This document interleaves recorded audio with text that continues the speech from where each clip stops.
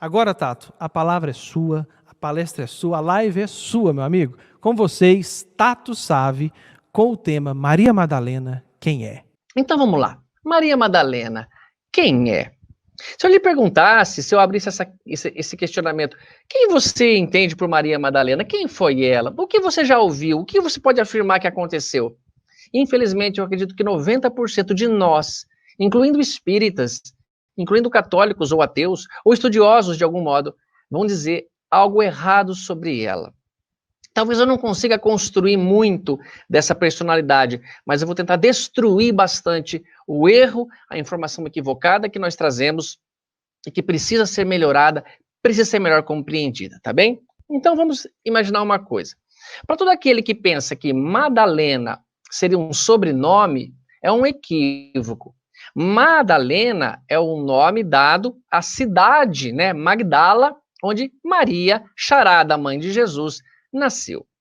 O único livro que menciona a possibilidade de se ter também ali um sobrenome é esse livro em que eu pesquisei também para a gente fazer. Quem é quem na Bíblia Sagrada?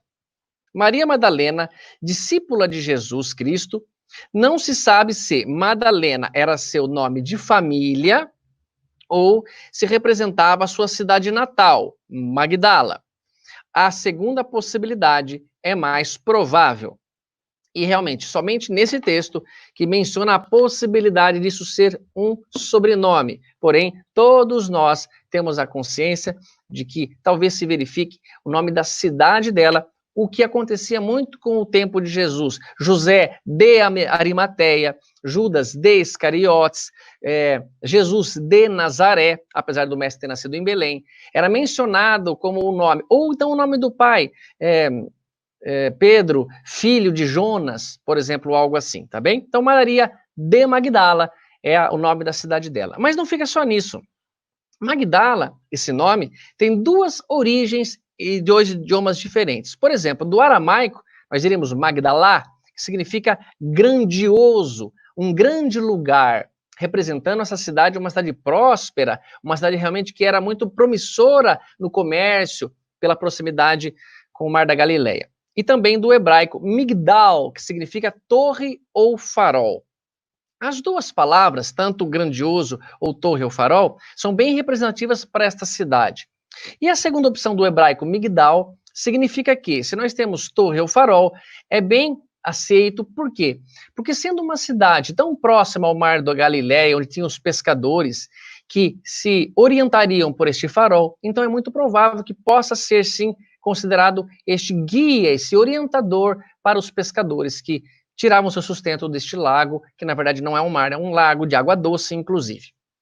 Aqui, em pesquisas, não foi encontrado nenhuma torre ou farol na cidade de Magdala que pudesse orientar ou dar justiça a esse nome. Porém, é um nome que, mesmo assim, tem a ver, tem relação, é bem aceito. Um nome apropriado por ser vizinha à cidade do Mar da Galileia. Do aramaico também nós podemos encontrar Migdalá, né? Nunia, uma outra expressão, que significa torre de peixes. Neste caso, não seria uma torre onde nós teríamos orientações para as embarcações, mas sim uma torre onde se faria o trabalho de salgar os peixes, mostrando para nós já desde já que o trabalho da pesca nessa cidade era muito forte, era muito vantajoso para eles pela proximidade com o Mar da Galileia, ok? No Talmud, por exemplo, que tem a literatura judaica, eles distinguem entre duas cidades com o mesmo nome, de Magdala. Uma, Magdala Nunia, que é essa que nós falamos, perto do Mar da Galileia, a que se refere à cidade de Maria Madalena, ou Magdala Gadar, que seria a cidade dos Gadarenos, que também tinha este nome. Porém, para nós, essa cidade perto do Mar da Galileia que encontramos. E por que chamar tanta atenção assim da cidade, do nome? É porque é muito importante que vamos desembocar numa conclusão muito lógica, muito bonita da figura central de Magdala, nossa Maria Madalena, tá bem? O nome aparece também em Mateus 15:39, já numa versão revisada, para Magdala como Magdam, que significa a mesma cidade de Magdala, de uma expressão também usada por Mateus. Provavelmente se refere ao mesmo nome. Um detalhe bem importante agora, que começa a trazer a personagem ao Evangelho, a ligação com Jesus, onde conheceu o nosso mestre. Da cidade de Magdala, avista-se uns montes, algumas montanhas, que é mostrado em alguns documentários que atrás desses montes, por exemplo, havia o caminho de Nazaré para a cidade da Galileia, para a Galileia. Então, alguém que saísse da cidade de Nazaré, como Jesus, por exemplo, e fosse até a cidade, até a Galileia, obrigatoriamente passaria por Magdala. Então, a parte nossa estratégica dessa cidade é que ela se localiza num ponto onde, muito possivelmente, Jesus, pelo menos, tenha passado por ali. Mas há fortes indícios que o mestre tenha pregado também em Magdala, tenha ensinado, divulgado o seu evangelho nesta cidade. Então, de Nazaré até a Galileia, obrigatoriamente se passava por Magdala. Pode ser que aí seja o primeiro indício que nós temos, pelo menos da mensagem de Jesus ter chegado aos ouvidos de Maria Madalena. Pode, é claro, que a fama do nosso mestre tenha se espalhado por ali, mesmo ela sendo uma mulher que não se interessava pelo evangelho, ela começa então a ouvir, eu digo não se interessava, no sentido de ir atrás, vamos supor, mas ouviu de pescadores, ouviu de pessoas que tinham tido um contato com o ensinamento do nosso Cristo, ela ouve falar dele porque ele passava por ali e comentava tudo bem, tudo isso. Um outro ponto que tornou essa cidade também importante e famosa é que nessa cidade viveu um importante líder judeu. Nós chamamos de Yosef ben Matitiyahu, que na verdade é Flávio Josefo, que escreveu um tratado do povo judeu. Para quem quiser se interessar mais, esse livro é excelente de Flávio Josefo para nos mostrar a cultura, o povo, como que era ali. E este diz que Magdala era o quartel-general onde Flávio Josefo se reunia para estudos, para os trabalhos, para o interesse que ele tinha em Magdala. E a cidade acaba ficando muito popular, muito famosa com isso. Um detalhe importante que fica da cidade de Magdala com a personagem do nosso texto de hoje, com a nossa palestra de hoje. Jesus, quando vai chamar os seus discípulos para a formação do colégio apostólico, no ano 30 da era cristã, o mestre chama em primeiro lugar, tanto isso está na Bíblia, quanto está no livro Boa Nova, que conta a mesma história, ele chama dois pescadores, chama Simão Pedro e o seu irmão André, pescadores do lago, pescadores do mar da Galileia. Só para vocês terem uma curiosidade que eu acabei aprendendo também, vocês sabem qual era o peixe principal que se pescava ali? Ou esse peixe que me chamou a atenção por não ser mar, ser um peixe de água doce? Era a tilápia. Olha só, a tilápia que a gente gosta aqui de comê-la, de pescá-la, ela era o peixe comum a que Jesus talvez tenha transformado, que Jesus tenha manipulado, se alimentado dele, só por uma curiosidade do nosso texto, tá bom? Quando falamos de pesca, mesmo que seja tilápia ou qualquer peixe, a tilápia é um peixe de água doce, tá, pessoal? Por isso que lá era um lago, não era um mar. Lá o Rio Jordão era afluente, era o do Rio Jordão. Então, temos aqui que pescaria para nós, pelo menos na nossa condição, surge a ideia de um momento de lazer, onde você vai lá, leva uma vara especial e você fica ali na sombra, depois vai se alimentar dos peixes que você comeu, pegando ou não pegando, pescando ou não pescando, não tem muito problema, porque é uma recreação. Nós não estamos olhando com os olhos que os pescadores do lago, que é aquele povo que sobrevivia daquela alimentação, era vista como o trabalho da pesca. O povo lá pescava com rede, não eram com varas de pesca como nós, que se pegaria um por um. Era um trabalho, quando eles estavam, por exemplo, nas profundezas ou dentro do Mar da Galileia, era um trabalho que eles usavam aquela rede tradicional que nós conhecemos, que lançava a rede ao mar e ia puxando. Porque para eles interessava o volume. Era como o dono de uma peixaria, eles tinham que vender aqueles peixes, eles tinham que sobreviver daquela alimentação, não era só para alimentação própria, era o comércio de peixes, e inclusive diz que na cidade de Magdala se produzia-se molhos com esses peixes, com esses artefatos. Então, uma cidade que industrializava produtos, uma cidade muito promissora. Quando nós vemos que profundo no mar, ou para dentro do Mar da Galileia, se usava essas redes, nas bordas, ou seja, na beirada, onde Jesus encontra Simão Pedro e André, seu irmão, e os convida a ser pescadores de homens, eles usavam, Vocês sabem aquelas redes que parecem rede para capturar borboleta? Tem uma vara, como uma vara de pescar, e na ponta, como uma raquete de tênis, porém a tela não era assim reta, era uma sacolinha. Que esse tipo de caçar borboleta, acho que nós todos já imaginamos isso. Então era um trabalho diferente do que nós estamos entendendo como pesca. Como que nós pescamos? A gente coloca uma isca no anzol e ficamos aguardando que o peixe seja atraído para o nosso anzol. Aqui é diferente. Tanto na pesca com rede tradicional, para dentro do Mar da Galileia, quanto na beirada, era usada a busca do peixe. Os homens iam atrás dos peixes. Eles que buscavam, era um trabalho difícil, árduo, onde o homem tinha que capturar o peixe. Aqui, para mim, representa muito bem o que o mestre quis dizer, quando ele fala se Simão Pedro e André gostariam de ser pescadores de homens. Vejamos o texto divino do Evangelho de Mateus 4, 18 e 19. E Jesus, andando junto ao mar da Galileia, viu a 2 irmãos, Simão, chamado Pedro, e André, seu irmão, os quais lançavam as redes ao mar, porque eram pescadores. E disse-lhes Jesus: Vinde após mim, e eu vos farei pescadores de homens. Se já entendemos que a pesca para eles não representava a recreação, o momento de descanso do trabalho, e sim o próprio trabalho, a própria sobrevivência, para mim fica muito claro que se Jesus diz a esses pescadores, querem ser pescadores de homens, venham comigo, queremos nós no seu rastro, na sua passagem, porém, seguindo após ele, para sermos pescadores de homens, temos que nos esforçar, temos que ir atrás, temos que fazer a 48ª semana de Palmelo, temos que nos esforçar, divulgar a palavra, e não em si tentar colocar iscas, porque o que nos atrai não são iscas que nós imaginamos, são coisas sedutoras, são opulências, riquezas, vida fácil, caminho largo, porta larga, e nós sabemos que o próprio mestre nos disse que seu evangelho traz a porta estreita, a porta que é uma porta difícil de passar, um caminho estreito, um caminho que nós não queremos seguir. O próprio mestre, explicando a Simão Pedro, que ele fala: Pedro, crê, eu te levarei por caminhos que não quer percorrer. Ou seja, nós temos que mudar nosso conceito. E a personagem dessa cidade, que já feita essa introdução, desembocará nela, mostra uma grande pescadora de homens, uma grande pescadora de corações humanos, de espíritos imortais que somos e que amamos pessoas como Maria Madalena.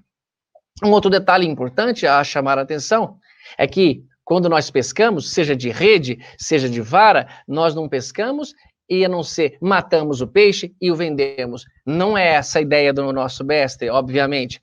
O mestre não quer nos matar, pelo contrário, eu vim para que tenham vida, e vida em abundância. Para mim é linda a imagem de Jesus simbolicamente dizendo: venham comigo e sejam pescadores de homens, lutem, se esforcem, dediquem no evangelho, serão mal interpretados, serão crucificados, serão martirizados, porém, este é o caminho estreito, este é o caminho da salvação. Façam das minhas palavras a vossa verdade, traga mais pessoas. Então, para nós, quanto mais pessoas assistirem, quanto mais corações conectados conosco, melhor ainda será a ideia de que estamos levando a palavra de Jesus, a mensagem imortal do seu evangelho, a nossa felicidade, em outras palavras, para mais corações que se abrem para nos ouvir. Não temos intenção de vender ninguém, nem de comprar ninguém, mas sim chamarmos para a grande família universal, a família espiritual, a família de Deus. E essa vida que nós jamais conheceremos enquanto não cairmos na rede de Deus, na rede que recolhe seus filhos, na rede que pesca seus filhos, que convida seus filhos a uma renovação, a um momento muito melhor. E não posso deixar agora, sim, de entrar fundo nesse personagem dessa cidade, com todas essas características de uma cidade promissora, rica, uma cidade que prometia grandes vultos do comércio, uma cidade popular, uma cidade que nós temos o nascimento de uma mulher, Maria Madalena. Uma das personagens, sem dúvida nenhuma, mais conhecidas do Evangelho no Novo Testamento. É citada aproximadamente umas 12 vezes no Evangelho. Mas se eu perguntasse a quem está me assistindo agora, acompanhando a live, eu perguntaria: você consegue citar os 12 discípulos? Os nomes, não precisa dizer nenhuma passagem histórica deles. Somente cite, era Pedro, era era Tiago maior, Tiago menor, Levi, o mesmo que Mateus, era Judas, era João. E agora, quem mais? Alguém conseguiria dizer? Se quiser, comenta aí, vou ficar feliz, mas eu acho que será uma grande minoria. Porém, se eu perguntasse, você já ouviu falar de Maria Madalena? Todos ouvimos falar. Como pode, então, uma pessoa que aparece muito menos que os próprios apóstolos ser tão popular, trazer para nós uma informação tão diferente, às vezes, em opiniões, mas tão profunda, uma marca tão grandiosa a ponto de Emmanuel se referir para ela? Humberto de Campos doar um capítulo inteiro, capítulo 20 do Boa Nova, para esta personagem, mostrando para nós a popularidade dela, a importância dela para o nosso evangelho, para o nosso entendimento. Tudo bem? Mais uma coisa que eu gostaria de destruir com vocês. Não há uma referência, nem no evangelho, nem nos historiadores, nem nos comentadores espíritas, que ela tenha sido uma prostituta. Essa ideia é equivocada, essa ideia foi colocada, incutida em nossa cabeça. Por isso, um pedido e um aprendizado para todos nós. Ao pesquisar sobre qualquer assunto, muito cuidado com as fontes que nós estamos nos apoiando.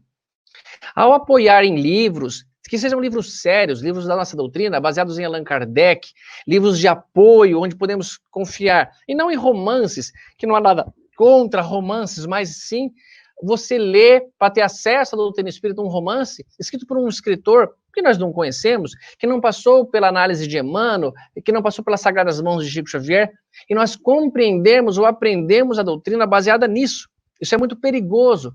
Vamos nos esforçar para entender ou aprender a doutrina baseada em Allan Kardec. Por quê? Porque todas as informações de Maria Madalena que nos são colocadas, todas as informações que temos dessa figura importante, trazidas em livros que não são livros sérios, em filmes, em novelas, em telenovelas, em minisséries, colocam essa moça como uma prostituta, uma mulher devassa, uma mulher que se arrepende desse passado errado, obviamente, porém, que se converte ao evangelho. Não, não é isso. E por que esse interesse em divulgar, em destruir?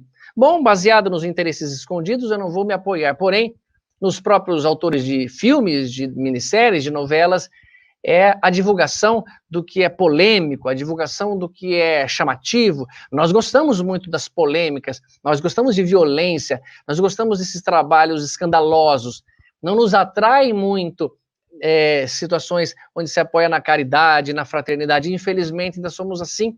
Eu tenho aqui em Bauru um grande amigo, o professor Alberto Consolaro, ele é professor da USP, foi meu professor, e ele escreve ao jornal de Bauru, e ele comenta que ele não pode dar os títulos aos artigos que ele escreve. Ele escreve um artigo, é lido, ele sugere um título, mas o título tem que ser mais escandaloso, mais chamativo. Assim também Clóvis de Barros Filho, um filósofo brasileiro, disse que hoje o autor não dá mais o título, ele dá o subtítulo. Então, por exemplo, você põe lá o título escandaloso, aí você coloca o subtítulo, que é o que o autor gostaria de dizer. O que isso denota para a gente? O que isso mostra? Que somos interesseiros realmente em escândalo, na polêmica, na treta, na confusão. Basta ver os vídeos mais assistidos do YouTube, basta ver os temas das novelas, basta ver o que os jornais mais gostam de apresentar. Então, muito cuidado em se apoiar em informações equivocadas de personagens, onde nós não temos nenhuma prova que aquele autor de cinema, aquele diretor, possa se apoiar em algo sério, e sim, ele queria que o filme vendesse algo nesse sentido, tá bem? Mas era realmente alguma pessoa devassa? Era ou não uma prostituta? Em nenhum momento, no início, se apoiando no evangelho, relata uma citação que nos faça ter essa ideia. Pode haver uma confusão de personagens. Era aquela mulher apedrejada que está em João 8, onde se Jesus acusa aquele que não tem pecado, atira a primeira pedra. Não é aquela mulher, ou pelo menos não podemos afirmar que seria. E se afirmarmos, entraria em contradição com muitas das afirmações que temos com segurança de Maria Madalena. Por exemplo, uma mulher adúltera, muito provavelmente era uma mulher casada, e Maria Madalena não era uma mulher casada. Maria Madalena não se casa, ela segue a Jesus como uma mulher que não havia contraído matrimônio. Portanto, não poderia ser. Aparentemente, se você ler no nosso evangelho, pode parecer pela proximidade, mas não há escrito, não há um relato, e não mostra que Jesus conhecia aquela mulher, não mostra que Jesus tinha uma proximidade como teria com Madalena, sua discípula, ok? Então, a posição de devassa, de prostituta ou de mulher adúltera não condiz com a personagem de Maria Madalena. O que diz no Evangelho, e um dos primeiros relatos, é que Jesus retira dela 7 demônios. Mas isso não quer dizer nada. Isso, para nós espíritas, é claramente aquela informação de que nós temos alguém com obsessão. Alguém que, por exemplo, já vamos verificar, que vivia na opulência, que tinha uma vida com muita riqueza, que tinha uma beleza física extraordinária, é um alvo muito fácil aos obsessores que nos pegam pela vaidade, que nos pegam pela nossa fraqueza. Por isso, muito bem, o Livro dos Espíritos nos ensina que aquele espírito já mais elevado pede uma limitação de seu corpo. Ele quer se privar de certas facilidades que pode trazer o dinheiro, o poder ou a beleza física.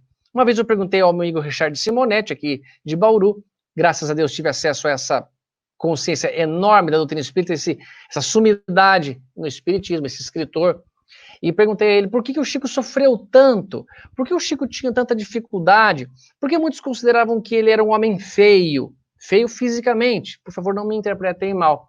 Ele dizia claramente que o Chico então pede uma limitação, ele pede um bloqueio dessa fase que poderia perturbá-lo, dificultá-lo em seu trabalho.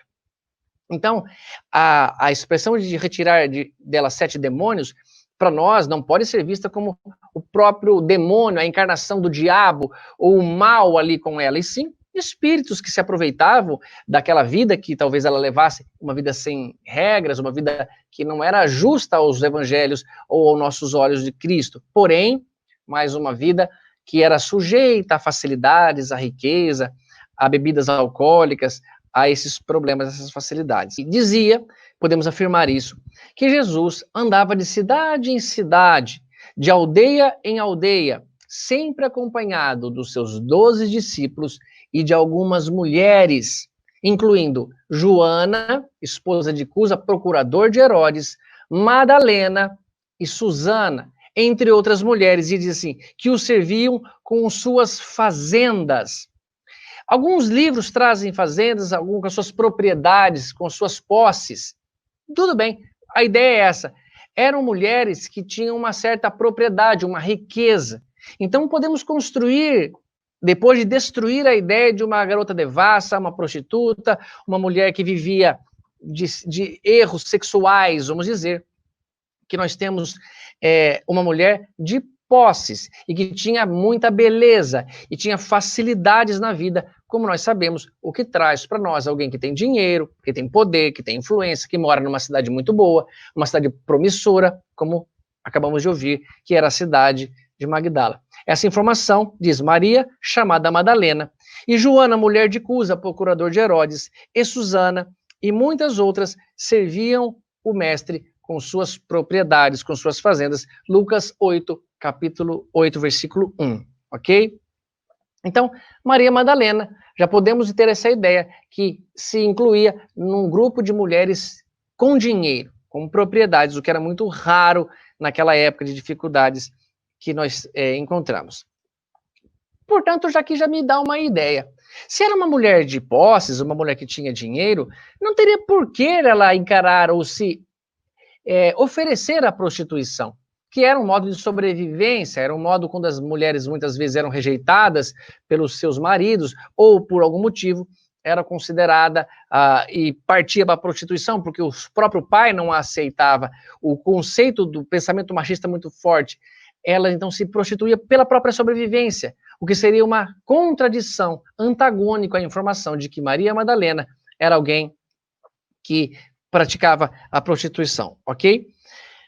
Uma pessoa que eu ouvi afirmou que o Papa Gregório I, no ano de 591, esse foi Mário Persona, a quem assisti alguns vídeos dele falando também de Maria Madalena, ele afirma, é uma pessoa a quem confio, que o Papa Gregório I, no ano de 591, que instituiu essa ideia, esse rótulo de Madalena, de Maria Madalena ser uma prostituta, ser uma garota de programa. Mas até a Igreja Católica já aboliu isso de seus textos, já tirou essa ideia. E se vocês consultarem aí a internet, no YouTube, temos o padre Paulo Ricardo falando disso. Hoje ele gravou um vídeo, por ser dia especial hoje de Maria Madalena, 22 de julho, dizendo que não havia essa informação, nós não podemos chegar a essa conclusão, e podemos até chegar a essa não conclusão, por essas posses, por essa condição, por essa cultura que Maria tinha e que é mostrado. Então, muito mesmo, muito cuidado em apoiar em informações perigosas, que não são fontes verdadeiras, como a doutrina espírita de Allan Kardec, a doutrina espírita trazida pelo Chico Xavier, como também o próprio Evangelho, o livro da Torá, ou situações que nós podemos nos apoiar para entender o povo judeu de Flávio Joséfo. Essas sim são fontes primeiras, fontes seguras para a gente estudar. E não há nenhum problema em você ler livros ou literaturas sensacionalistas que queiram, desde que seja respaldado pela verdade, apoiado na coerência do que você já tem construído de seu conhecimento na verdade, tá bem? Tanto que ficou rotulado, popular isso, que a expressão em português de Madalena, muitas vezes se refere a uma mulher problemática, devassa, prostituta, ou com relacionamentos abertos. Ou seja, Madalena ficou rotulada como alguém que pratica isso. Isso enraiza tão forte em nosso coração, é tão profunda essa verdade, essa informação para nós, que nós temos que tentar tirar esse pensamento da nossa cabeça. Então hoje, eu talvez não consiga, como eu disse a vocês, construir o verdadeiro caráter, a personalidade de um espírito tão grandioso. Como alguém como eu, tão problemático, de boa vontade, posso até dizer, mas tão ainda orgulhoso, egoísta, invejoso, tenho condição de falar desse espírito grandioso, que é o espírito que na atual encarnação que estamos falando, encarnou o corpo de uma mulher, se chamava Maria Madalena, Maria de Magdala. Porém, se eu conseguir destruir, que está mais para o que eu posso fazer mesmo, jogar pedras, bombardear e destruir, porém as mentiras, as inverdades, as construções falsas que foram feitas para ela, será de grande valia, de grande proveito para mim. Eu pedi muito a ela isso hoje, logo de manhã e depois na hora do banho, antes de vir para cá. Então, isso vem de mitos e lendas criadas pelo catolicismo romano. A ideia, talvez até de deturpar a imagem da mulher, de colocar a ideia de que não poderia ela ser uma mulher por causa desse problemático passado. Mas isso eu não consegui verificar, eu não consegui entender. Num livro que consultei muito sério, chamado Concise Bible Dictionary, ele traz as seguintes afirmações dessa pessoa. Maria Madalena é citada como alguém que ministrou ao Senhor as suas posses, e cita Mateus 27, 55 e Marcos 15, 14. Isso vemos, então, com segurança. Ela ajudava o Cristo, ao Mestre, com suas posses.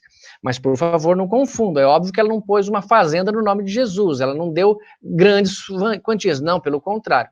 Ela ajudava dentro do que Jesus permitia e aceitava, sendo ela uma mulher que tinha algumas posses. 7 demônios, continuando aqui no Concise Bible Dictionary, 7 demônios foram expulsos de Maria Madalena. Isso podemos afirmar, podemos contar Marcos 16:9 e Lucas 8:2. Esses demônios, que não fique confuso, não é a personificação do mal, ela não tinha um pacto com o diabo, ela não tinha essa relação, era uma mulher obsediada, o qual muito tempo talvez enraizada, ligada, vinculada, né, linkada a esses espíritos, teve essa obsessão muito forte, e que outros personagens também do Evangelho, Jesus também expulsa, e eles relatam como expulsavam demônios ou espíritos imundos. Para nós, que fique claramente, a palavra diabo, ela tem origem do latim e do grego, diabolos, do grego, diabolus, do latim, e representou a mesma coisa, opositor, aquele que é contraditório, aquele que quer nos desviar do caminho. Ou seja, diabo não é para aquele povo a personificação do mal, alguém que é o anticristo, alguém que Deus criou e que desandou de tal maneira que agora criou um reino maligno que se opõe a Deus. Meus amados, nada se opõe à força de Deus, nada se iguala ao amor de Deus, nem se compara para nós. Nada Deus permitiria no sentido da sua criatura ser algo que destrói-se de tal maneira, deforma-se de tal modo, a ponto de tornar-se eternamente voltado ao mal. Todos nós, todos vocês, eu, todos, estamos fadados à felicidade eterna.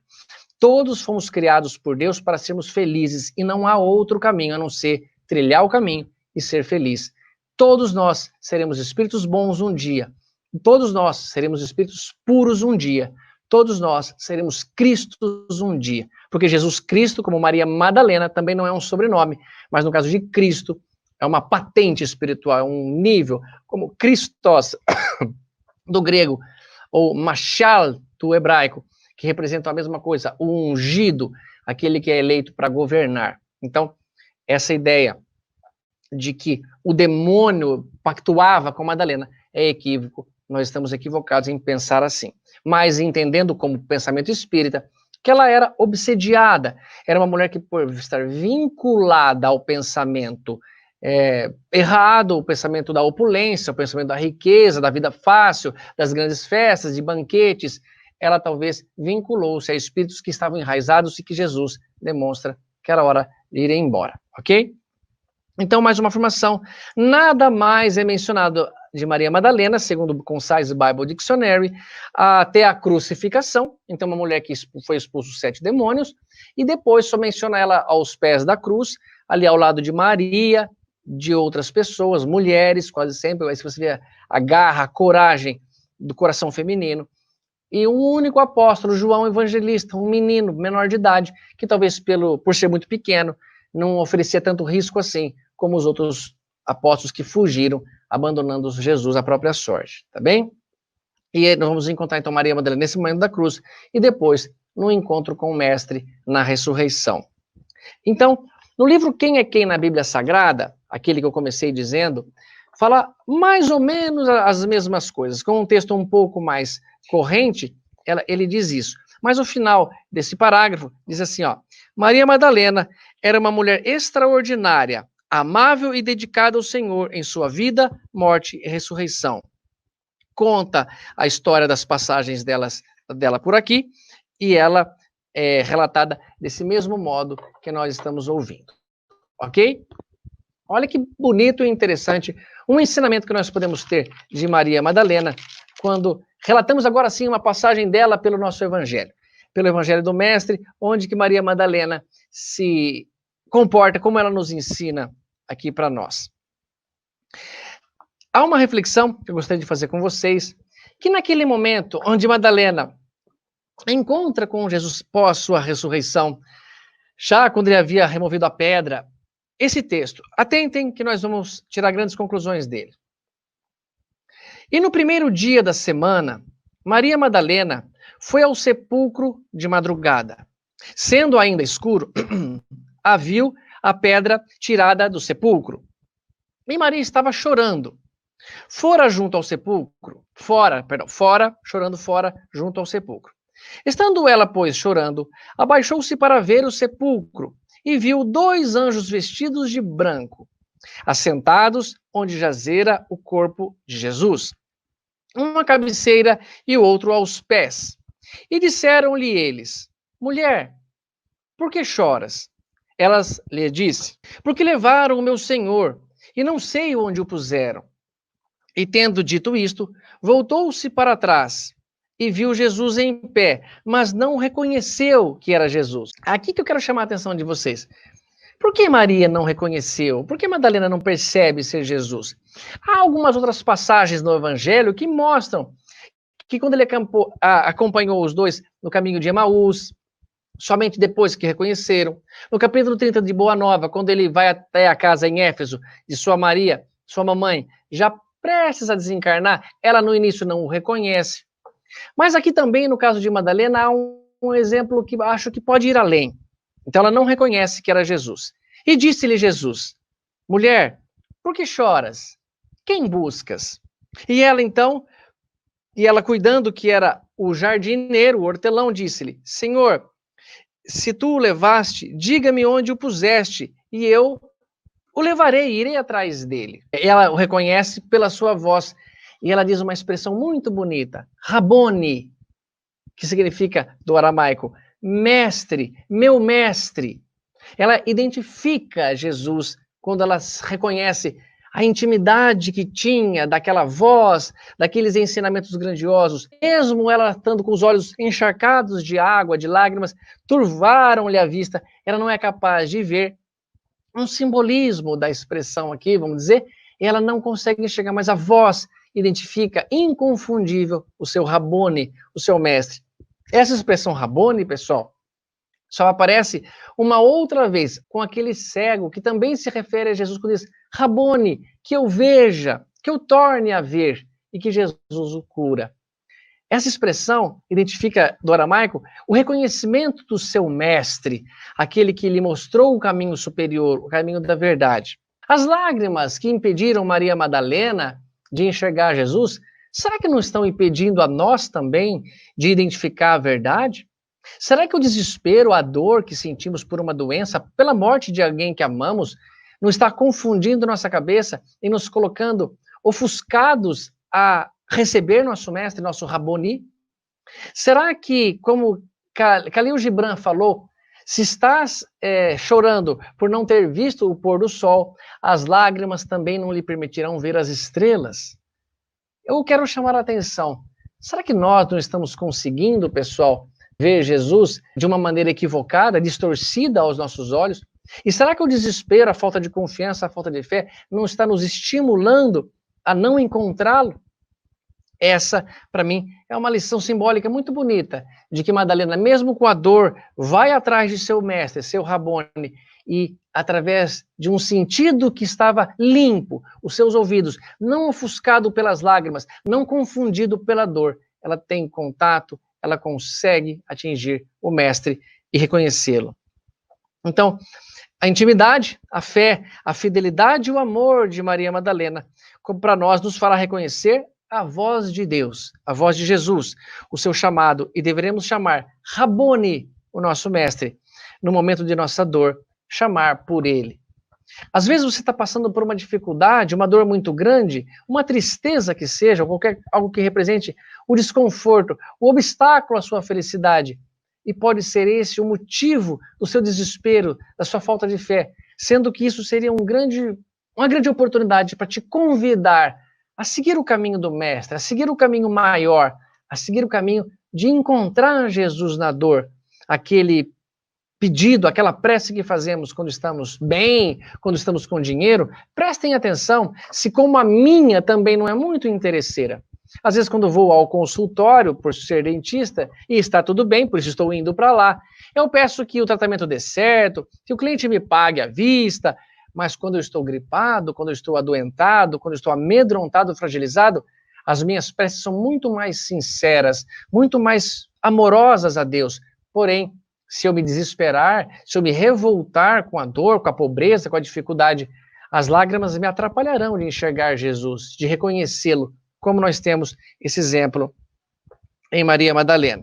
Então, Maria Madalena da Bíblia para a história, da história para o nosso coração, do nosso coração para a imortalidade espiritual, dessa verdadeira pescadora de homens, dessa verdadeira discípula do Cristo que nos ensinou e, principalmente, fez violência a si mesmo. Dessa história que eu mencionei, dessa passagem, quero chamar a atenção um pensamento de Emmanuel, que está no Caminho, Verdade e Vida. Por que Maria Madalena aparece, ou tem Jesus aparecendo primeiro para ela? Por que ele não aparece para Simão Pedro, para Maria, sua mãe? Emmanuel nos esclarece que Jesus não faz diferença entre as pessoas. Vocês se lembram daquela passagem que está nos 3 evangelistas, Lucas, Marcos e Mateus? A família de Jesus, quando Jesus ensinava em uma casa, aparece algum homem e diz, a sua mãe e seus irmãos estão aí fora, querendo falar com o Senhor. Muito possivelmente, pelo relato de estar tão cheia a casa e ninguém poder entrar, mostrava para a gente que talvez elas pedissem que Jesus abrisse um espaço, pedisse licença, mas Jesus não abre exceção e diz, quem é minha mãe e quem são meus irmãos? Uma pergunta séria, sendo que nós sabemos a resposta, obviamente que o mestre não queria dizer, Maria e os seus irmãos que estão aí fora. Não, ele nos buscava uma reflexão e diz, A minha mãe e os meus irmãos são esses que estão aqui sentados ouvindo a palavra de Deus. Ou seja, eu identifico como próximos a mim, como aqueles que estão buscando o evangelho, aqueles que estão buscando a verdade em sua vida. E por isso que eu chamo a atenção. Emmanuel diz: por que razões profundas deixaria o Divino Mestre tantas figuras mais próximas de sua vida para surgir aos olhos de Madalena em primeiro lugar? Segundo Emmanuel, por que ele faz isso?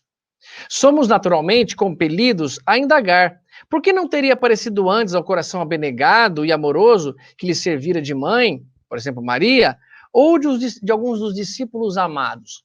Mas olha agora o que ele diz. Entretanto, o gesto de Jesus é profundamente simbólico em sua essência divina. Dentre os vultos da Boa Nova, que vultos? Todos os discípulos, as mulheres, todos os personagens vultuosos que nos fizeram história, dentre todos eles, ninguém fez tanta violência a si mesmo para seguir o Salvador como a inesquecível obsediada, aqui é a informação, obsediada, era uma mulher obsediada, não era prostituta, não era nada, pelas facilidades que tinha, era obsediada. Então, ninguém fez tanta violência a si mesmo como a obsediada de Magdala. Nem mesmo Paulo de Tarso. Olha só, pessoal, se eu tivesse escrevendo um texto, eu não teria coragem de comparar a Maria a um vulto tão grandioso, tão importante como Paulo de Tarso, onde trouxe, segundo Emmanuel, o livro mais fantástico da minha existência, que é Paulo e Estevão. Mas ela diz, nem mesmo Paulo de Tarso faria tanto mais tarde, porque a consciência do apóstolo dos gentios era apaixonada pela lei, com L maiúsculo, a lei da Torá, a lei de Deus que representava a Torá para ele. Era apaixonado, mas ele não era apaixonado pelos vícios, como era Maria Madalena, pelos vícios da opulência, pelo vício da riqueza, da beleza, da embriaguez.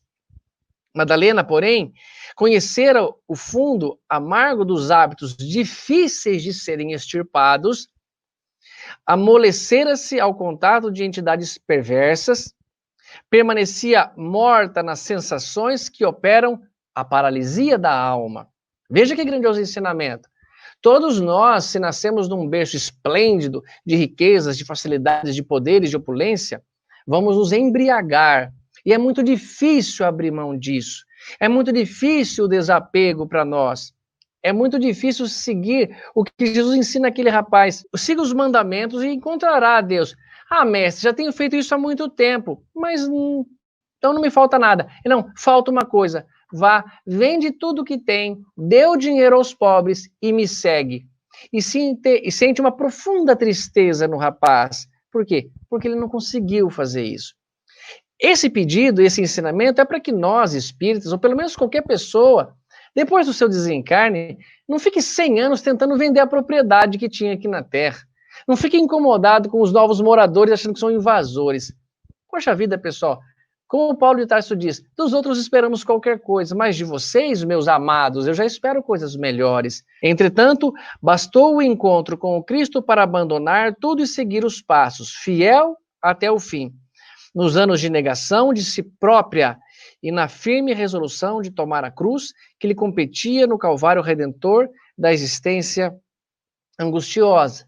Abrir mão do que você tem, abrir mão da imagem boa, da popularidade, abrir mão disso para seguir o Cristo. Quem de nós consegue? Eu acho que ninguém consegue ainda, porque é muito difícil. Infelizmente, os centros espíritas recebem as suas maiores visitas, como qualquer casa religiosa, movidos pela dor. As pessoas que buscam a verdade, o alívio, é porque estão doentes, é porque estão entristecidos, nunca é porque está bem. Gostamos de compartilhar as dores, mas nunca compartilhar as riquezas. Eu recebo muito contato no WhatsApp, muito contato, muito pedido, mas sempre pedidos de ajuda sinceros, não há nenhum problema, que possam continuar. Mas nunca ninguém oferecendo, ou muito poucos oferecendo trabalho. Eu digo muito poucos porque tenho grandes colaboradores na página, mas nós não somos habituados a oferecer as partes boas, somos habituados a oferecer as partes ruins, compartilhar das despesas e nunca compartilhar dos lucros, não é verdade? Então, Emmanuel diz pra gente que Maria Madalena foi recebida em primeiro lugar por Jesus porque ela foi a que pessoa mais fez violência a si mesma. Ela busca Jesus na cruz. Assim que ela reconhece o mestre, assim que ela corre para contar aos discípulos, orientada por Jesus, ela vai até eles, Simão Pedro e João vêm verificar, confirmam o que ela diz, mas voltam para sua casa. Porém, Madalena não descansa, ela continua buscando, ela continua oferecendo-se ao Evangelho, a sua mudança, a sua grande transformação, que é o que todos nós devemos compreender como a maior mensagem da doutrina espírita. Se eu tivesse a moral, a oportunidade de pedir ao Chico Xavier, a Allan Kardec, que desse um testemunho sintetizado do que ensina a doutrina espírita para eles, eu faria isso agora ao vivo. Mas eles têm mais o que fazer, não tem como atender um pedido vaidoso como o meu, para que fale, ó, na minha palestra quem apareceu. Porém, eles deixaram testemunhos que nós vamos ver agora. Chico Xavier disse, tudo que a doutrina espírita me ensinou é que eu tenho que me renovar sempre. Renovar, pessoal, mudar, transformar, melhorar-se a cada dia. Allan Kardec diz, o verdadeiro espírita se mede pela sua transformação moral e pelos esforços que faz em domar as más inclinações. Somos crianças espirituais encarnados num planeta que oferece grandes prazeres. Prazeres da embriaguez, prazer do sexo, prazer das drogas, prazer do dinheiro, prazer dos poderes, prazer da carne, dos prazeres. Nós nos embriagamos com isso, estamos embriagados. E Jesus nos pede cuidado para que o vosso coração não se torne insensível pela vossa embriaguez, pelas facilidades do mundo. Maria Madalena foi a mulher que mais, segundo Emmanuel, dos vultos do Evangelho, mais violentou a si mesma. E o que é essa violência?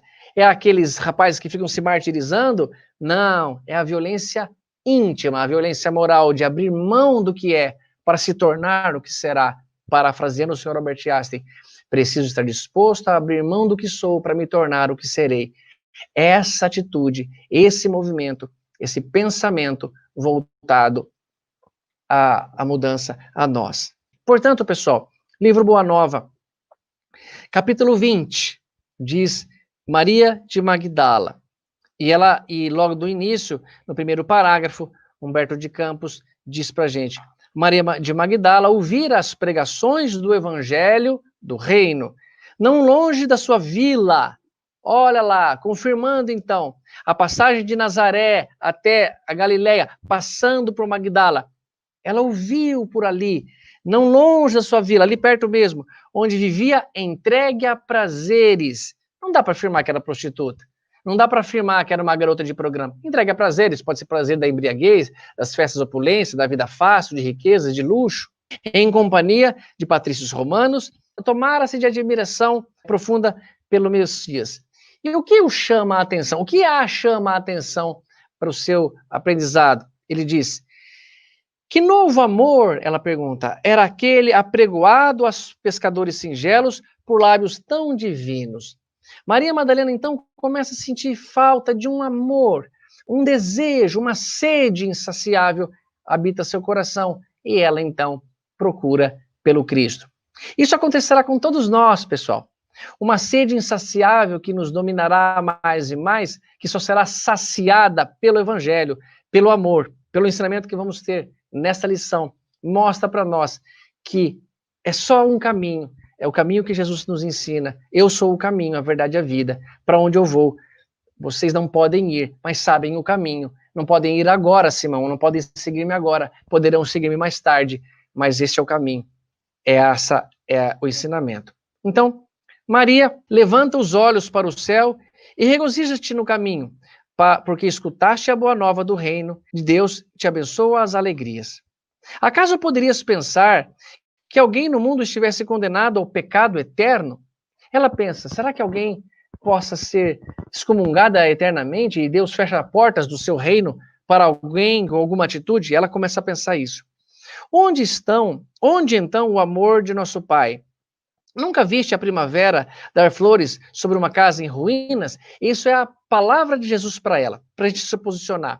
Maria Madalena vai até a casa de Simão Pedro, onde Jesus estava dormindo, hospedado. E pergunta ao mestre, ela quer conversar com ele. Ela diz: ouvi o vosso amoroso convite ao evangelho, desejava ser uma de suas ovelhas, mas será que Deus me aceitaria? Olha que sinceridade. Essa humildade verificada em Madalena, ainda não verificada com nós, é que nos bloqueia acesso à verdadeira situação do evangelho. Nós somos orgulhosos, a gente acha que Deus nos aceita, porque ouvimos isso, e com certeza estamos certos, mas da maneira que somos agora, e que não precisamos de mudança. Sim, nós vamos ser aceitos de qualquer modo, mas vamos ser aceitos, como Jesus disse, sejam perfeitos como o Pai é perfeito. Ou seja, perfeição incessante, busca incessante pela melhoria, pela busca do Evangelho. Então, ela diz isso e Jesus disse a ela: Maria, levanta os olhos para o céu e regozija-te no caminho, porque escutaste a boa nova do reino de Deus, e ele te abençoa as alegrias. Acaso poderias pensar que alguém no mundo estivesse condenado ao pecado eterno? Por mais erros que vocês cometeram, meus irmãos, e que eu também, acaso alguém está condenado ao pecado, ao sofrimento eterno? É a pergunta de Jesus. Onde então o amor de nosso Pai? Nunca viste a primavera dar flores sobre uma casa em ruínas? As ruínas são as criaturas humanas, porém, as flores são as esperanças em Deus. Sobre todas as falências e desventuras próprias do homem, as bênçãos paternais de Deus descem e o chamam. Sentes hoje esse novo sol a iluminar-te o destino. Caminha agora sob a sua luz, porque o amor cobre a multidão de pecados. Dizendo sim, você estava tendo uma vida equivocada, Maria, mas você busca o amor, você está desejosa e Deus abre a porta para todos os seus filhos. Ninguém será esquecido, nenhuma das ovelhas que o Pai me confiou se perderá.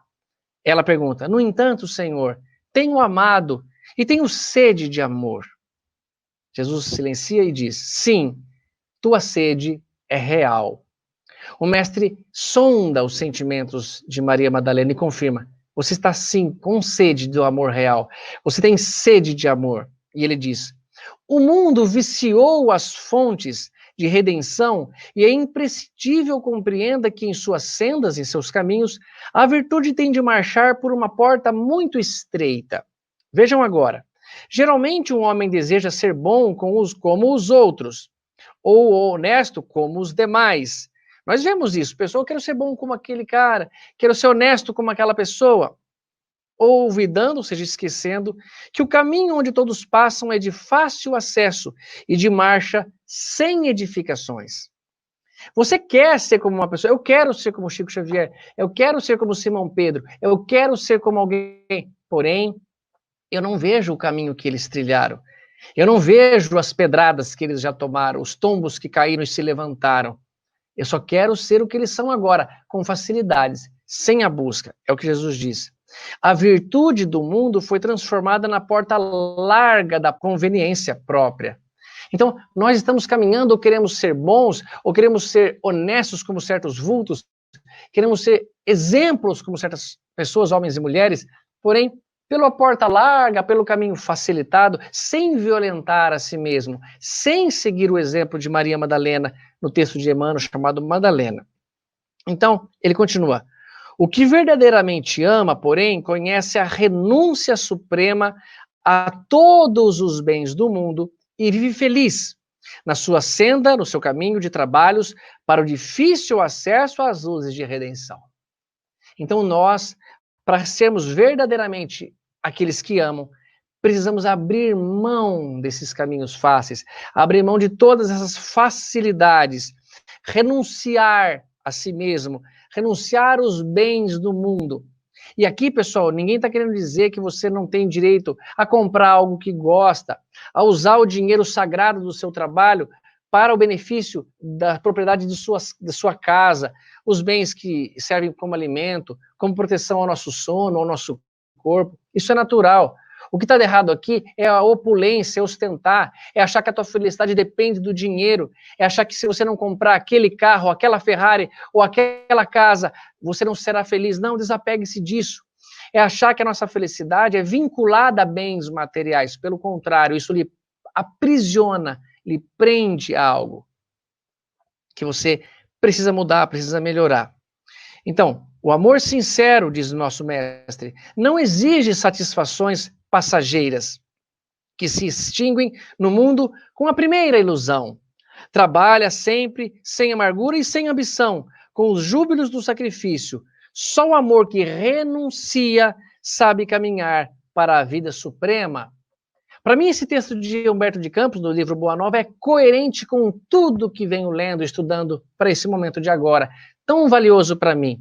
Porque ele diz que Maria renuncia a si mesma, renuncia aos prazeres, renuncia à riqueza, renuncia ao seu passado. Seja lá se foi, com certeza não foi, mas vamos... porque se fosse prostituta não teria como? Pelo contrário, pessoal, nenhuma das ovelhas que o pai se perde. Vocês se lembram daquela história do Chico Xavier, que o cego Cecílio cai do viaduto central do Brasil e ele cuidava do cego Cecílio de madrugada, mas durante o dia precisava trabalhar. E pede ajuda num jornal de Pedro Leopoldo, que por favor alguém se oferecesse a ajudar. E 2 meretrizes, 2 prostitutas se oferecem a cuidar e o cego se recupera e o Chico as agradece do fundo do coração. Mulheres que com certeza não deviam ser católicas, espíritas, evangélicas, mulheres que não tinham religião, mulheres que sim ofereceram o amor, a caridade, renunciando em si a si mesma. Essa é a condição de 2 garotas de programa. Mas o que estamos falando aqui não se verifica com Maria Madalena. Ela não era garota de programa, não era prostituta, mas sim uma mulher rica, uma mulher bela, que usufruía dessas facilidades, mas que renuncia a tudo isso para seguir Jesus, dando o exemplo pessoal do que devemos fazer. Veja o que Jesus diz para ela. Só o amor pelo sacrifício poderá saciar a sede do seu coração. Ela pergunta, mestre, só o amor no sacrifício saciará a minha sede? Jesus diz, sim. Somente o sacrifício contém o divino mistério da vida. Viver bem é saber imolar-se. Imolar-se, pessoal, é dar sem sacrifício. Tudo bem que pode parecer para nós aqui um sacrifício de ser enforcado, um sacrifício da própria vida, mas não precisamos chegar a esse extremo. Pode ser um sacrifício aquele que você abre mão de um momento de lazer, de prazer, mas para saciar a dor de alguém. Um momento de satisfação, de glória, de luxo, para dar a quem tem fome. Repartir o pão, esse é o pensamento cristão, não é dar e você ficar com fome, mas sim ambos comerem e ambos se saciarem na multiplicação, no momento em que Jesus nos oferece um pensamento superior a tudo que se tinha ensinado até então. E ele diz, na tua condição de mulher, o que seria do mundo se não fossem as mães exterminadas ao silêncio no sacrifício? Ele chama a atenção a ela do valor da mulher, do valor da aceitação de que somos todos iguais, diferentes individualmente, mas iguais coletivamente como filhos, como servidores, aquele que quer buscar. Ela lamenta quando ele comenta disso e diz assim, desgraçada de mim, Senhor, que não poderei ser mãe. Jesus diz, e qual das mães será maior aos olhos de Deus? A que se devotou somente aos filhos de sua carne, ou a que se consagrou pelo Espírito aos filhos de outras mães? Qual que é a verdadeira mãe? Qual que aos olhos de Deus é maior? A resposta já é dada. Aquela que se dedica a todos igualmente, não somente aos seus, não aquela preferência pelos filhos da mesma carne, do mesmo sangue, do DNA, da genética nossa, transmitida através dos gametas, mas sim daquele coração amoroso, dedicado igualmente a todas as pessoas que procuravam por ela, que procurava pelo amor. Ela comenta então com Jesus, Senhor, doravante renunciarei a todos os prazeres transitórios do mundo, para adquirir o amor divino que me ensinaste. Acolherei como filhas as minhas irmãs no sofrimento, procurarei os infortunados para aliviar-lhes as feridas do coração, estarei com os aleijados e leprosos. Nesse instante, Simão Pedro passou pelo aposento, estávamos na casa de Simão Pedro, demandando o interior, e a observou com certa estranheza. A convertida de Magdala lhe sentiu o olhar glacial, o olhar frio, o olhar censurador, o olhar gelado, quase denotando desprezo, e já receosa de um dia perder a convivência do mestre, perguntou com interesse, Senhor, quando tu partires deste mundo, como ficaremos? Já entendendo que é claro que vamos ser julgados, claro que o egoísmo, claro que o ciúme de Simão Pedro, que queria ter preferência do mestre, claro que nosso orgulho de querer ter Deus só para nós, e acreditar que Deus só ama os católicos, ou só ama os espíritas, ou só ama os judeus, ou só ama aquele que faz o agrado, ama a todos e a todos os converterá.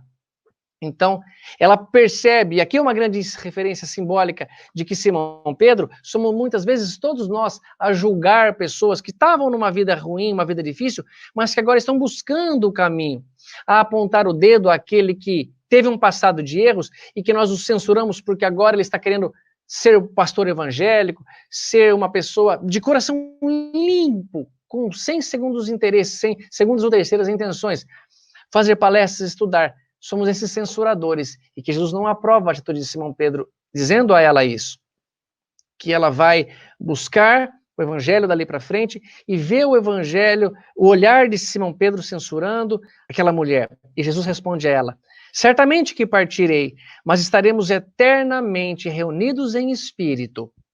Jesus partiu, nós sabemos, mas ele está eternamente reunidos em espírito conosco. Onde 2 ou mais estiverem reunidos em meu nome, lá eu estarei entre eles, entre vós. A todo aquele que fizeres, é a mim que estáis fazendo, mostrando para a gente, cuidado com o bem e o mal, com as eleições que você tem feito para as pessoas, os seus eleitos, os seus preferidos, aqueles que vão lhe dar recompensa, aqueles que aos olhos da sociedade é bem-vindo. Muito cuidado, porque você está indo contra o ensinamento do Cristo, que pede que você não abra mão de ninguém, e todos são filhos iguais, e fazendo mal a um, está fazendo mal a Deus, a Jesus, fazendo mal a outro, está fazendo mal a Jesus, fazendo bem a qualquer um, bem a Jesus que está fazendo. Ele diz, quanto ao futuro, com o infinito de suas perspectivas, é necessário que cada um tome a sua cruz, em busca da porta estreita da redenção, colocando acima de tudo a fidelidade a Deus, e em segundo lugar, a perfeita confiança em si mesmo. Que lindo, pessoal. Fidelidade a Deus. Não se desespere, você é capaz, sim. Essa dor, essa dificuldade, a pandemia, está aqui para nos ajudar, está aqui para nos ensinar.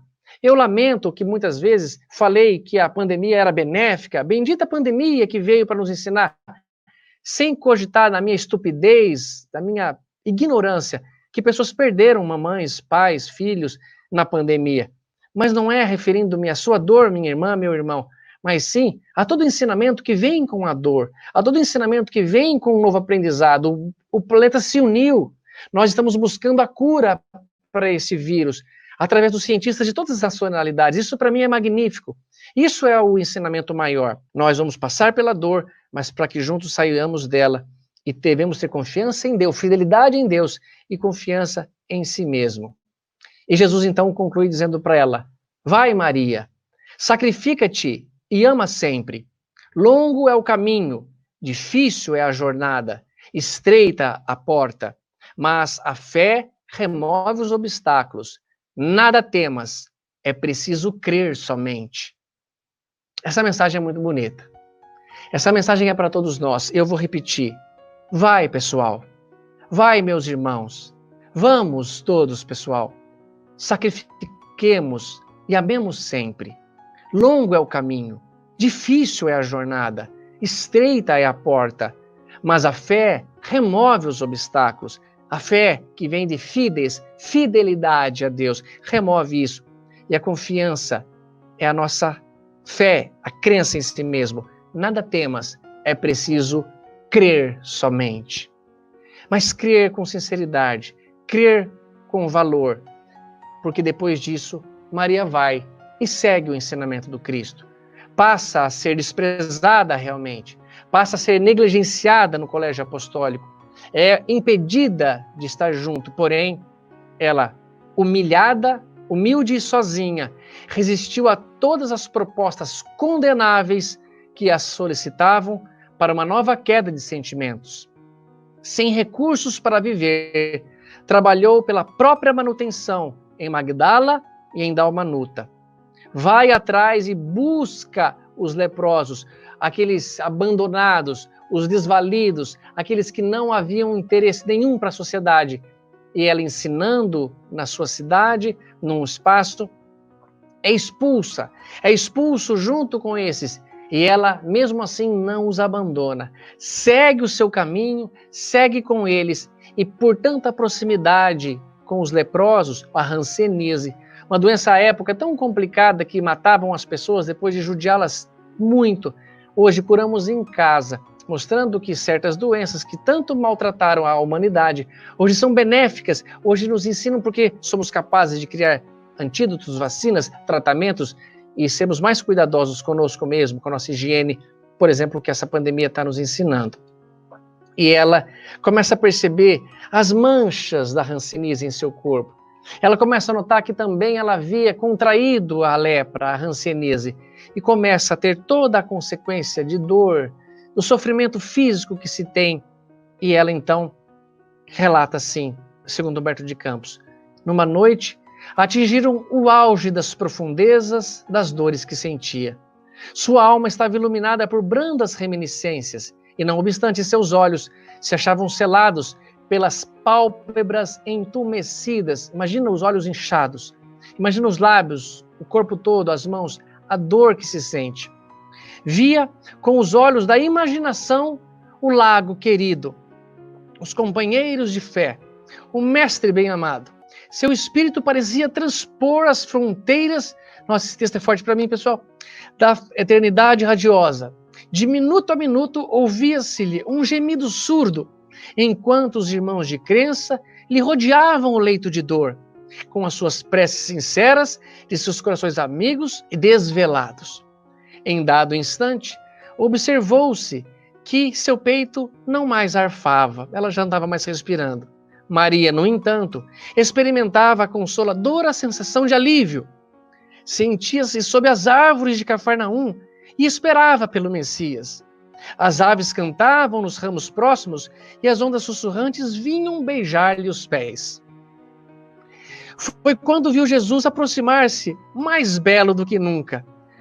Seu olhar tinha o reflexo do céu e o semblante trazia um júbilo indefinível.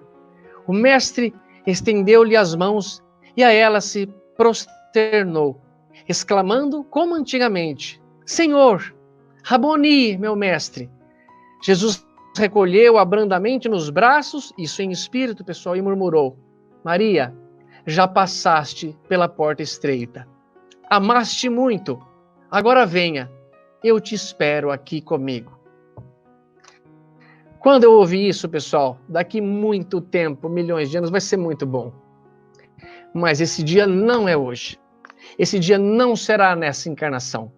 Esse dia está um pouquinho longe para nós, mas há um caminho iluminado e trilhado por ela, Maria Madalena, que hoje simbolizamos 22 de julho, o seu dia, mas que deveria ser o dia todo, o tempo todo, todos os dias do ano, em nosso coração humilde, em nosso coração que abre mão de prazeres e facilidades e busca o Evangelho, busca compartilhar a dor, busca compartilhar a dificuldade dos nossos irmãos com os nossos momentos de facilidade, com o conhecimento do Evangelho que temos. E eu finalizo, agradecido a todos, a Max, o meu irmão, a todos, que era o que eu queria dizer para vocês, mas de uma poesia que significa muito para mim, porque parece simbolicamente ligada a Maria Madalena. Uma mulher que teve dores, que abriu mão dos seus prazeres e que questionou se Jesus amaria, se Deus a aceitaria. Uma mulher que cometeu tantos erros. E se comparado aos nossos, eu acho que não chega nem um bilésimo de erros que nós temos. Será que Deus nos aceita? Pois escute essa poesia de uma xará, Maria Dolores.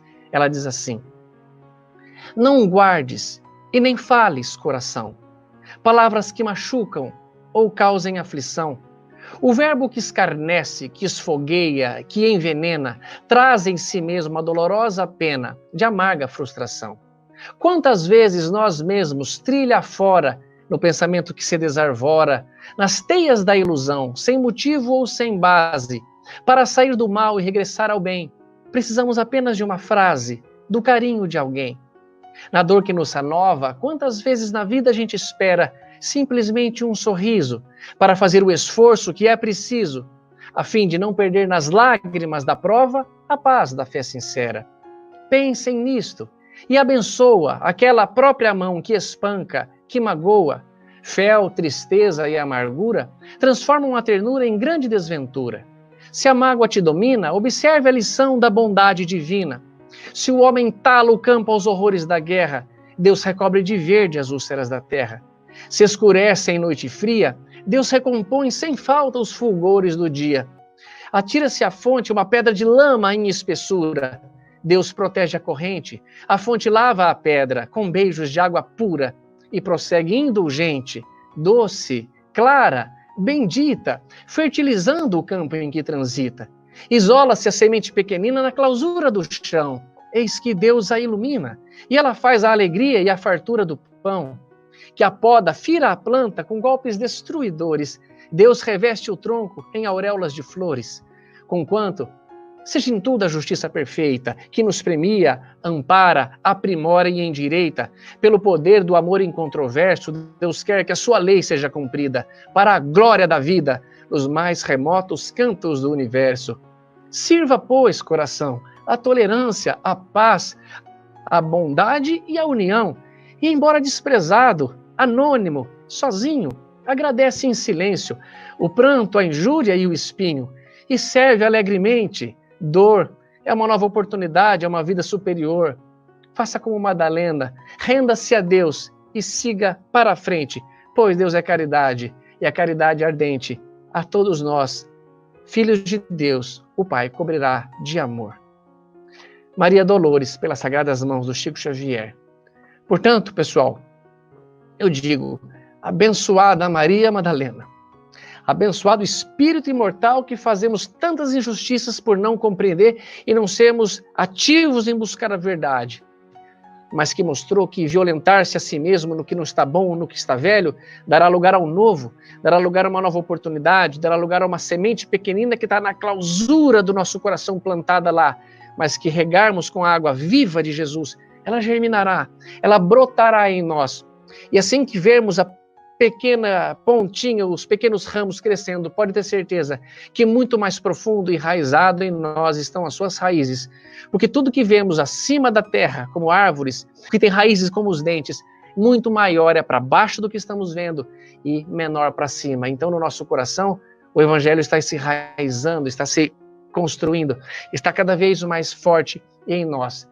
E quando pudermos abrir mão aos pouquinhos, degrau por degrau, passo a passo, um dia poderemos olhar Maria Madalena e receber o convite. Venha, meu irmão, porque renunciaste e escolheste o caminho estreito.